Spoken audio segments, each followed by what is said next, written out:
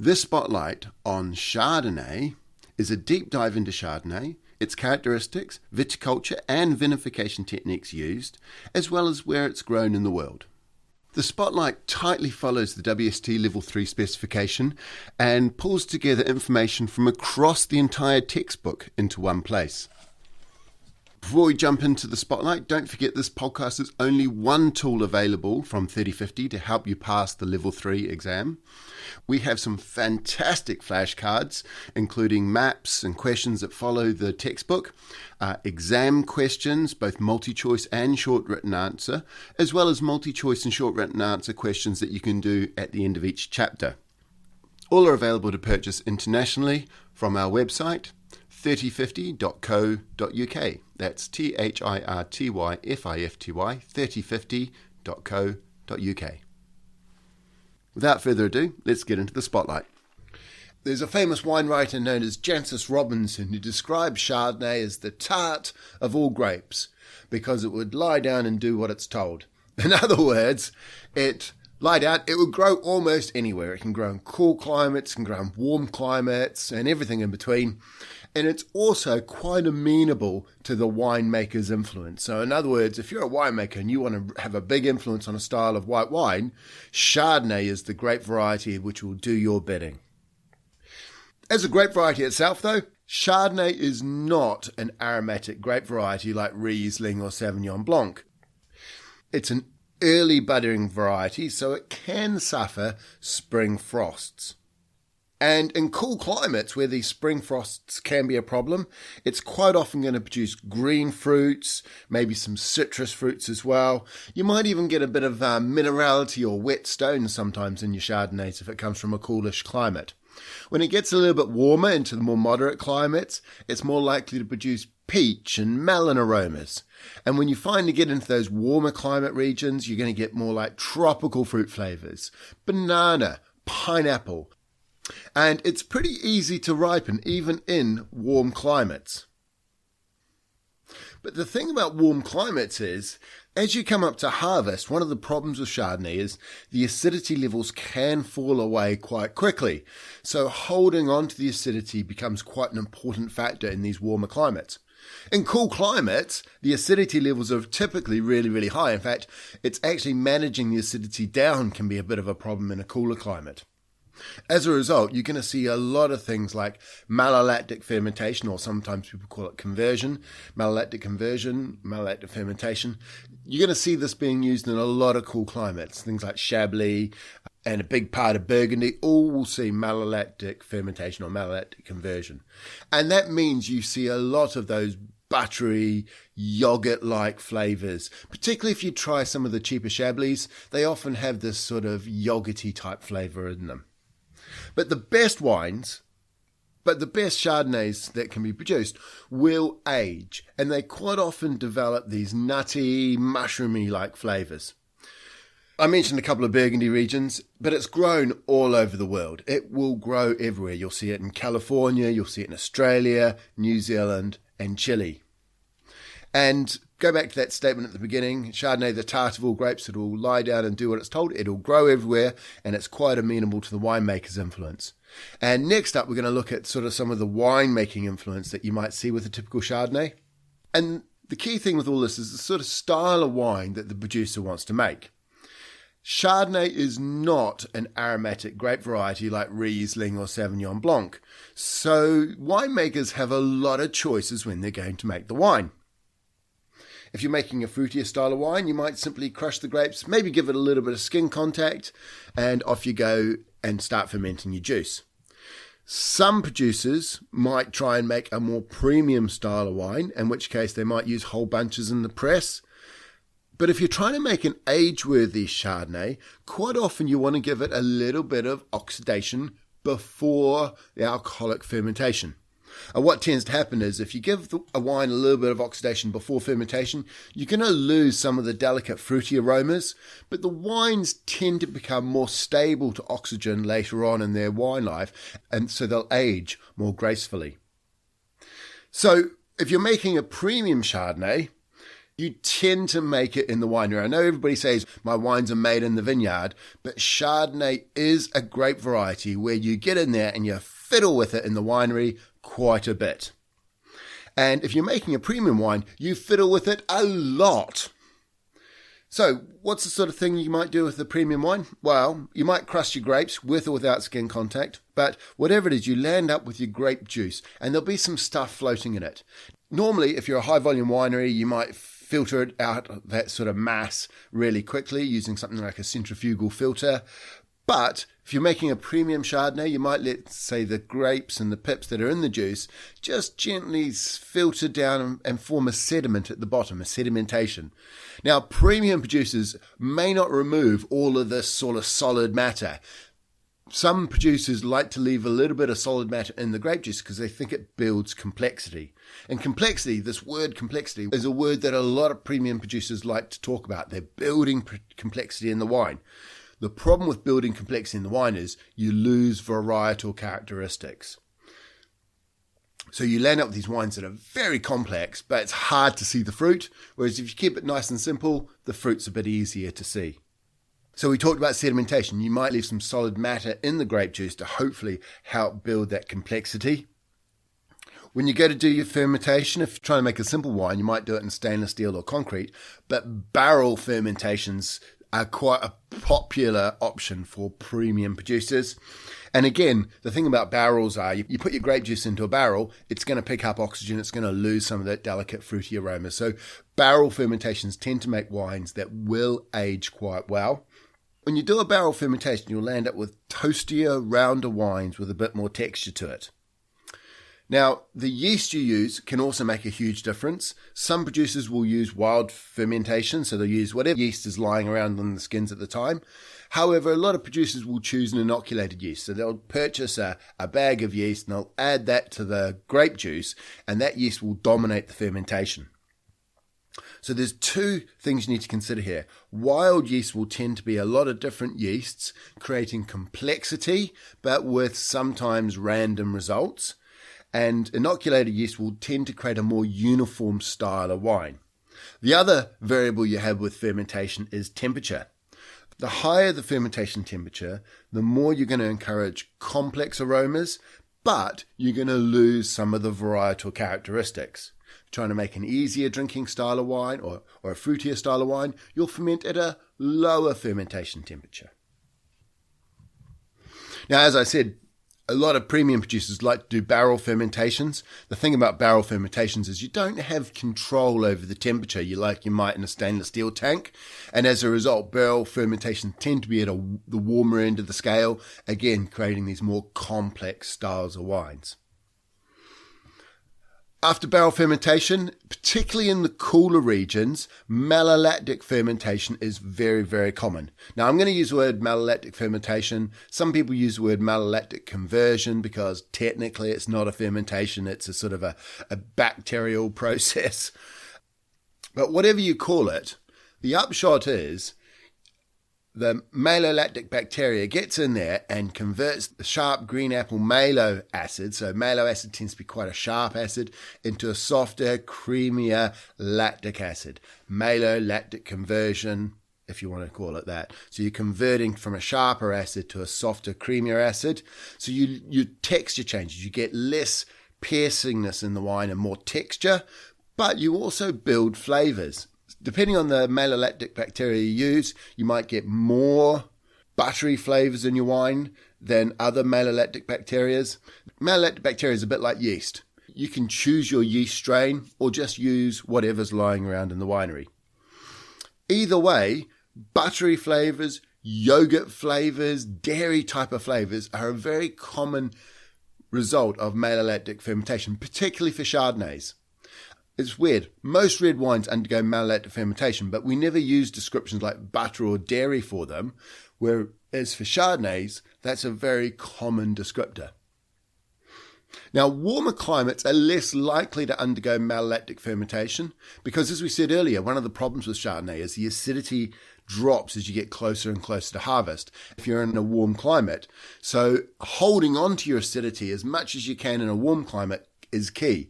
Whereas in a cooler climate where the acidity levels can be really rapier high, malolactic fermentation or malolactic conversion really helps to sort of soften out those acidities.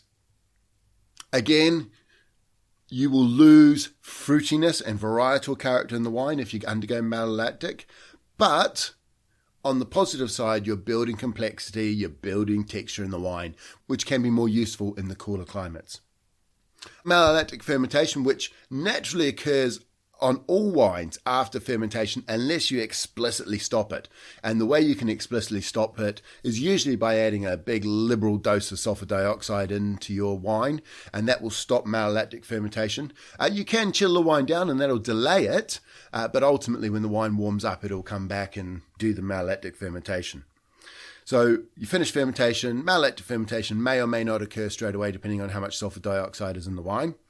But then if you're building complexity and you're trying to make one of these premium Chardonnays, then you're going to do a little bit of lees contact. And lees are just the dead yeast cells.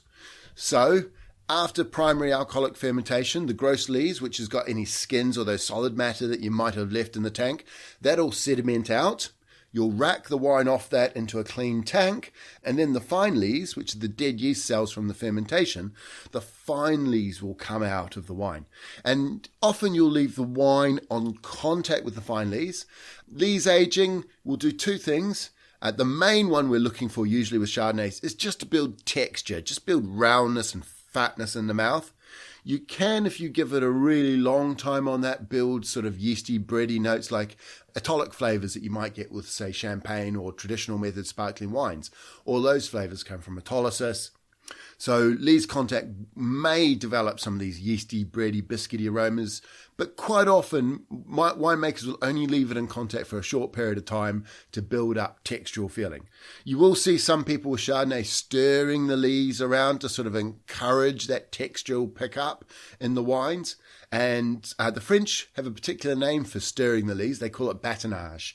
So stirring the lees gives you complexity and texture in your wine. Again, a little bit at the cost of the fruity varietal characteristics.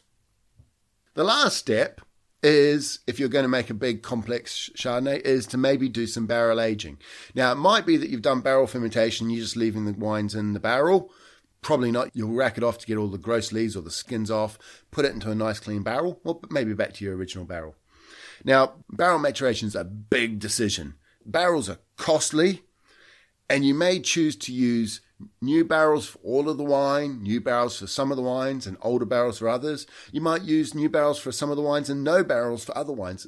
The level of new barrels versus old barrels versus no barrels is a decision that the winery will make, and it will have a big influence on the style of the wine. But one of the key things about these barrels is you will get a little bit of slow oxidation.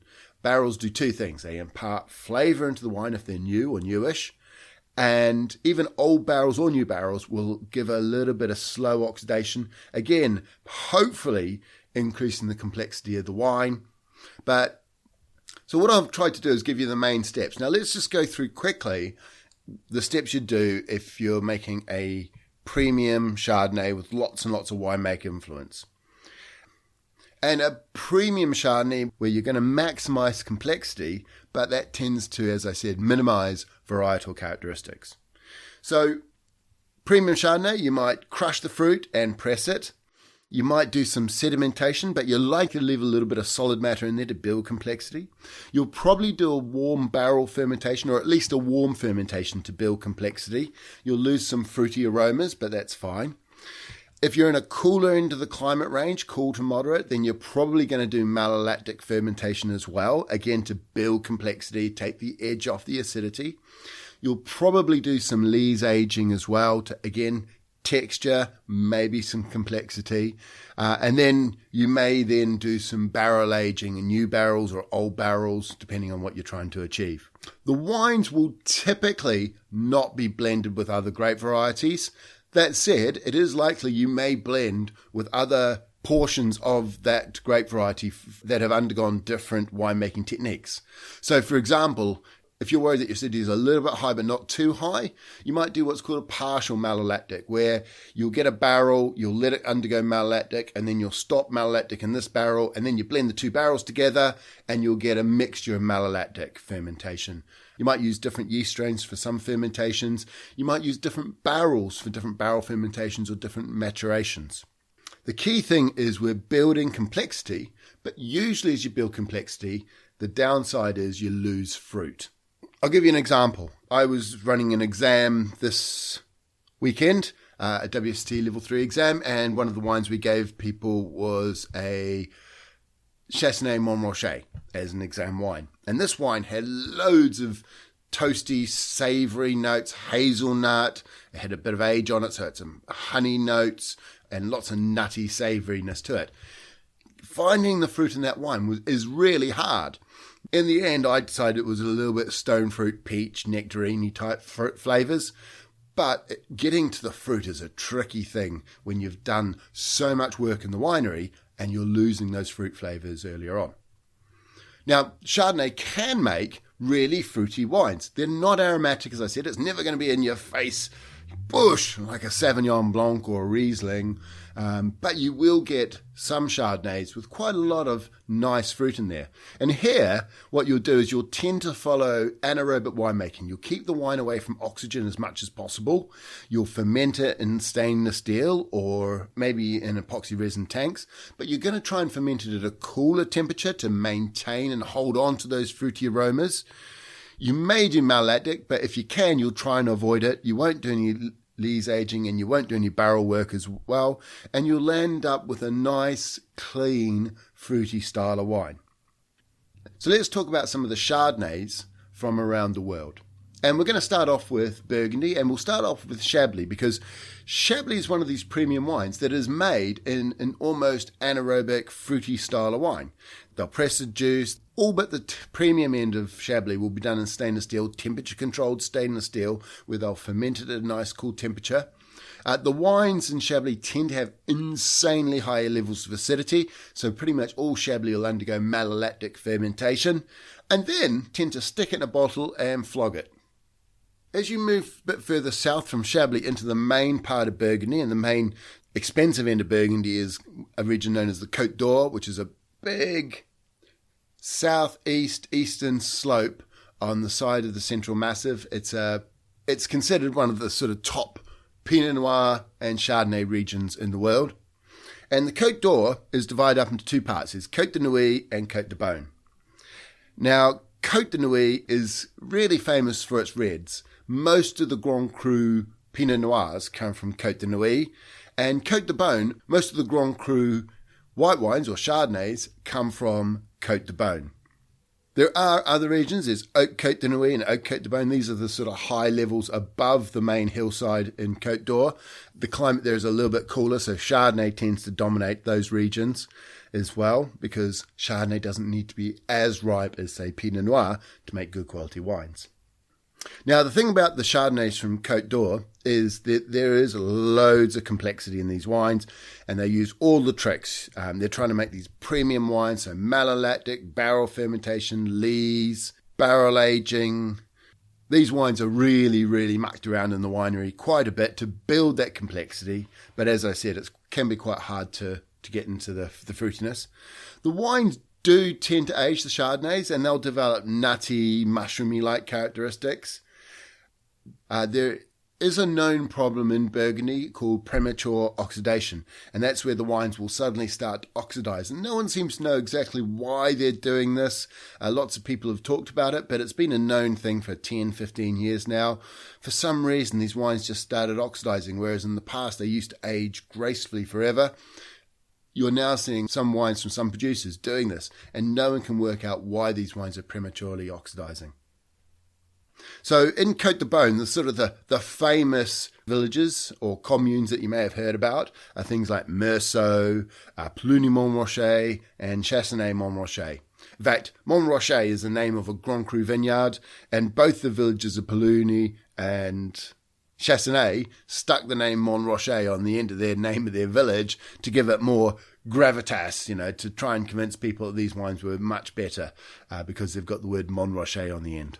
But these best wines do age and they develop nutty, mushroomy-like flavours. When we come south from Côte d'Or, the next place we come across is Côte Chalonnaise. Now, Côte Chalonnaise isn't as well-respected area as Côte d'Or. The vineyards tend to be at a higher altitude and there's less of an easterly direction, which means that you will see a little bit more of the weather that comes from the west getting into the vineyards, and that mixture of aspect and altitude means the region's a little bit cooler. It takes a little bit longer to ripen the grapes, which means that they're a little bit less reliable than, say, in the Côte d'Or. Reasonably good villages for Chardonnay are things like Rouly, Mercury and Montenay. And again, they quite often do a lot of the winemaking techniques. They just tend not to have quite the same weight and oomph to them as the Côte d'Or wines. Heading even further south below Côte Chalonnaise is Mâcon. And Mâcon is a pretty big wine producing region.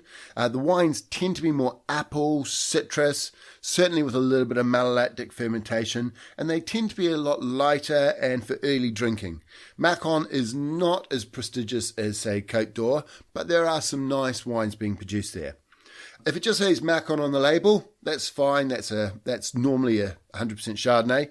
You will sometimes see the word Mâcon Village, which implies that it's from one of the more respected villages, and it's probably a blend of different villages, but it's more respected. And sometimes you'll even see the word Mâcon Village and then the name of the village, like Uccisi or something like that, on there, which tells you that all the grapes come from a particular village. And usually when you see the word Mâcon Village and then the name of the village, that's generally considered the more premium of the Mâcon wines. There are two villages that have got particular reputations, though. One of my faves is Puy-Fusset, but there's also Saint Véran. Now, these wines are right at the bottom end of Mâcon. They're in the warmest place in Burgundy, and the wines tend to be ripe, tropical fruits, as well as some stone fruits. You'll see some toastiness coming from barrel aging and texture and flavour. So these wines are riper than you might see in Côte d'Or, but they're going to use a mixture of, say, the Côte d'Or barrel aging practices, etc., to try and build texture in these wines. The alcohols also tend to be creeping up as well because they are a little bit warmer. In the rest of Europe, Chardonnay is growing quite a lot. You'll see it in the south of France. You'll see it in northern Italy in Veneto, where it tends to be banged out as a sort of a cheaper style of wine. And even in northwestern Spain, like Catalonia, you're going to see some Chardonnays being produced. The grape isn't native to these regions, so they tend to be more in the production of PGI wines, protected geographical indicator, rather than PDO wines, which PDO is like your DOC, DOCG, appellation contrôlé wines. PGI is more your IGP wines, indication geographical protégé type of style of wine. So IGP tends to be the second tier.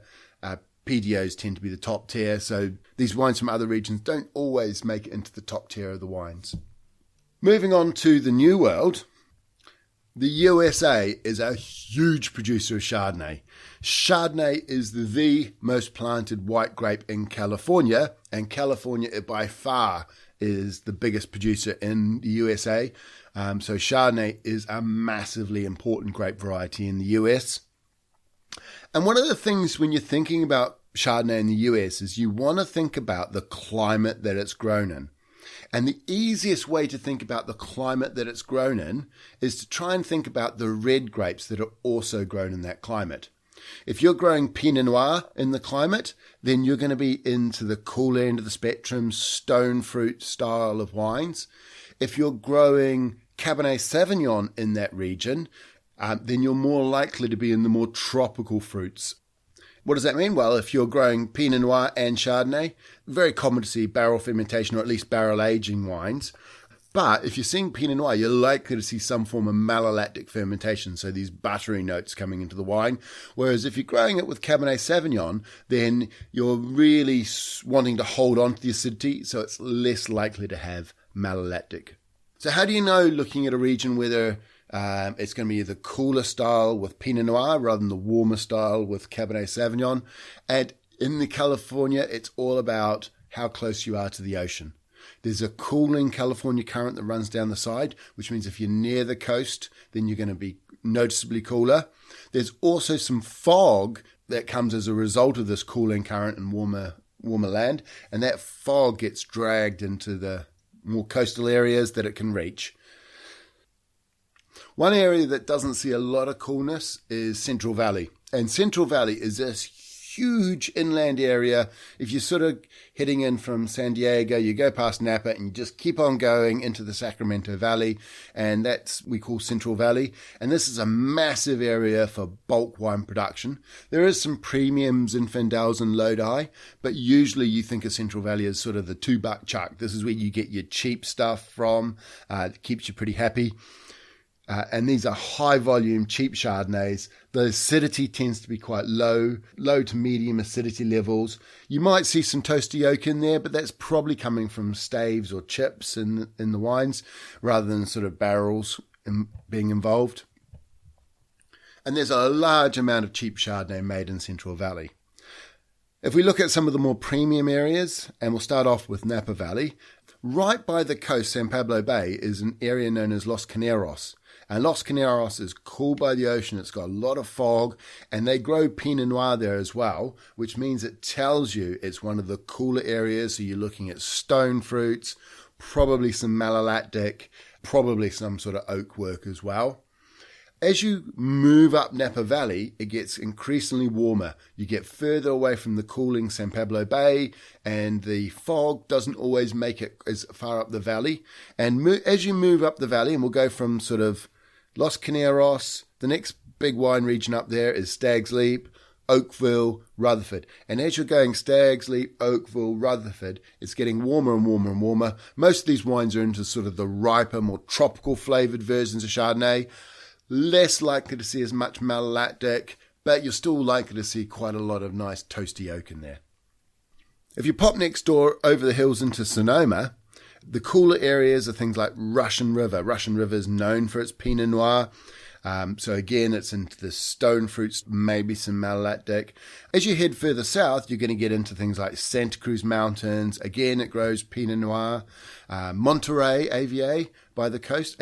Monterey is a big old AVA that starts off at the coast and then works its way up a valley. Well, by the coast, they're growing Chardonnays and Pinot Noirs. But as you move up the valley, it gets increasingly warmer again. So you'll see more Merlots and Cabernet Sauvignons and less Chardonnay as you move up the valley as well. And again, right at the very bottom, you've got places like Santa Barbara, which has got a reputation for Pinot Noir. That's where the Sideways movie was really based around when they were tasting their Pinot Noirs. It was in Santa Barbara. And so you're going to see this, again, these stone fruity Chardonnays. But you're also going to see a lot of exposed coast. And there's particular regions such as Santa Maria Valley that gets a lot of fog in there as well. So again, it's nice and cool. California may be the biggest wine producing region by far, but Chardonnay is grown in other regions. You're going to see things like Washington State, which is right at the very top, just below Canada. And Washington State, the big thing about it is that there's the Cascade Mountains. All the vineyards are inland quite a bit. It's far more continental. But you're still getting some reasonably good Chardonnays in Columbia and Yakima AVAs. The thing about Washington State is they grow Cabernet Sauvignon up there. So it's probably a little bit more marginal than Napa in terms of the ability to ripen Cabernet Sauvignon. But again, you're growing Chardonnay in a region with Cabernet Sauvignon, so you're expecting those warmer flavours. One region that also grows Chardonnay, although I think of it more as a Riesling, is Finger Lakes District in New York.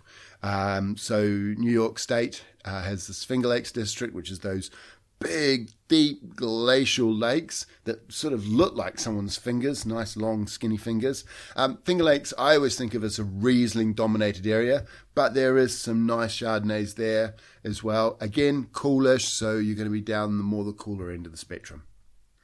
One region that you don't always think of as Chardonnay, but I've had some very good Chardonnays, is Argentina. And usually with Argentina, you think of the unique selling point in terms of white wines is Torrontés. There's also a little bit of premium oak Chardonnays coming from there.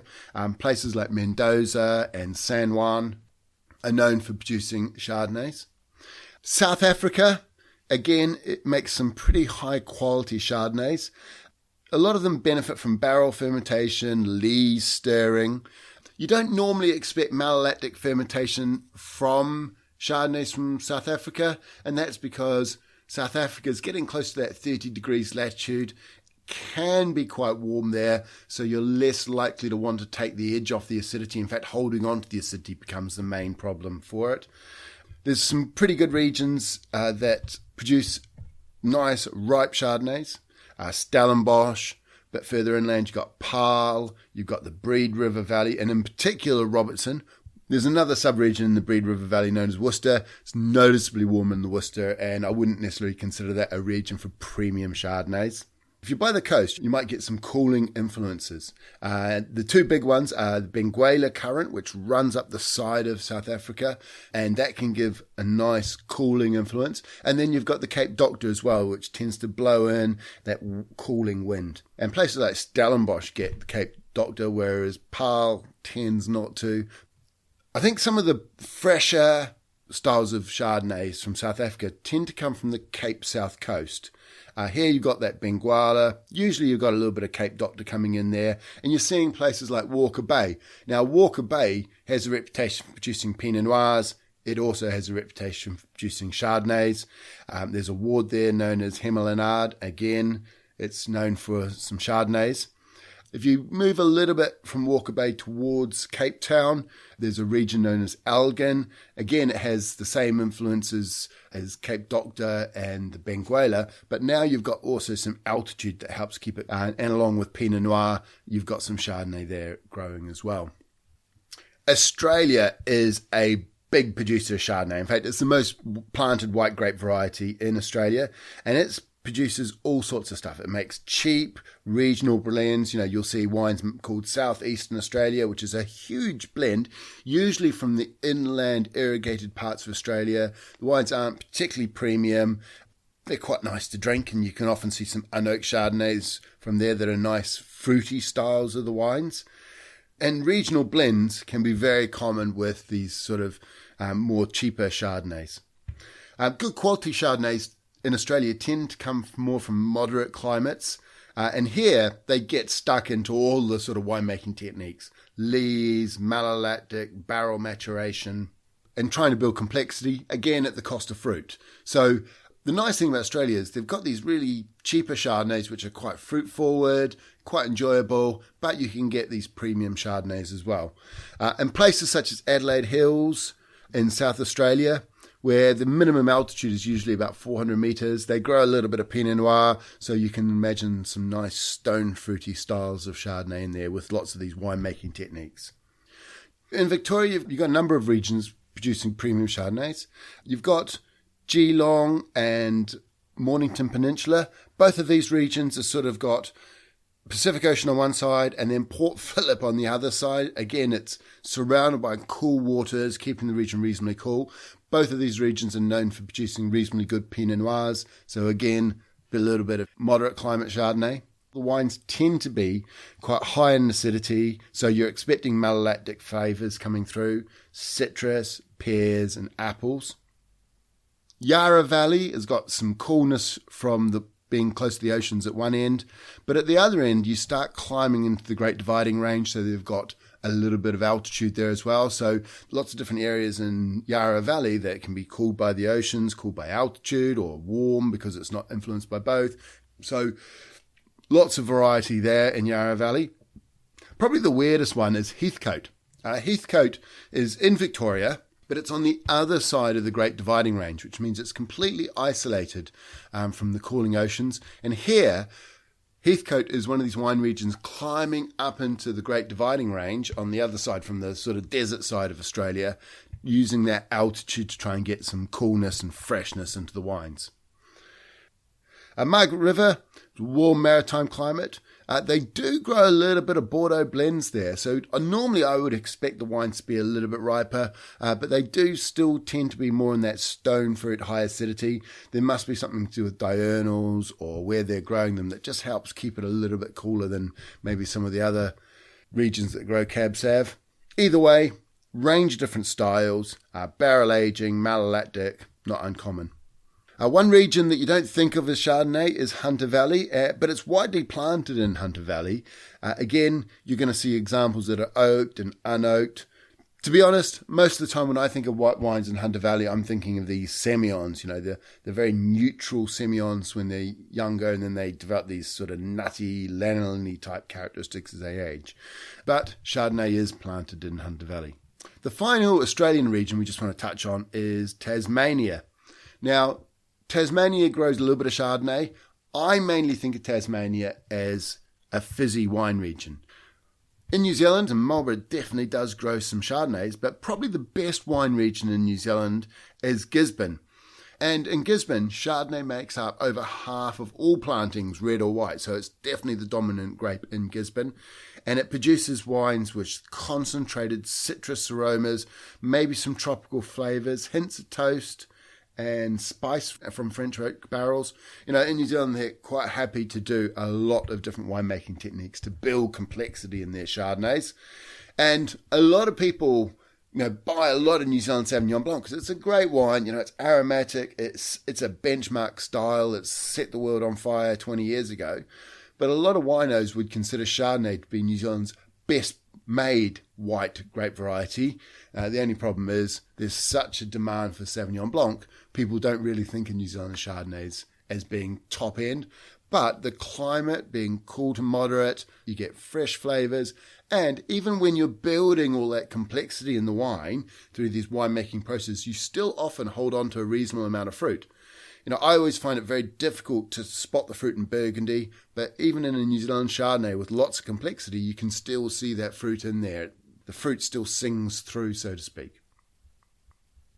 Fizz is something we didn't really touch on with Chardonnay, but Chardonnay is one of the key grapes, along with Pinot Noir and Meunier, that usually make up the trio that's used for a lot of traditional method sparkling wines around the world. It's grown in Cava, it's grown in Champagne, clearly. But it's also grown in Tasmania, and it's used in Tasmania to make sparkling wines. But Tasmania is not the only place in Australia that's got a reputation for fizz. Adelaide Hills, as I said, they grow Pinot Noir and Chardonnay, so therefore you could make sparkling wines, and they do. Yarra Valley is another one where Pinot Noir and Chardonnay, so sparkling wines is possible in Yarra Valley. In the US, you want to think about who's growing Pinot Noir and Chardonnay, and you've got things like Russian River, Los Caneros. Both of these regions make Pinot Noirs and Chardonnays and do make sparkling wines to go with them. Marlborough also makes sparkling wines based on Chardonnay and Pinot Noir. So it is a very common base grape used for sparkling wines. I didn't really want to talk about sparkling wines in this section, just to mention that Chardonnay is part of that production. Okay, that ends our look at Chardonnay.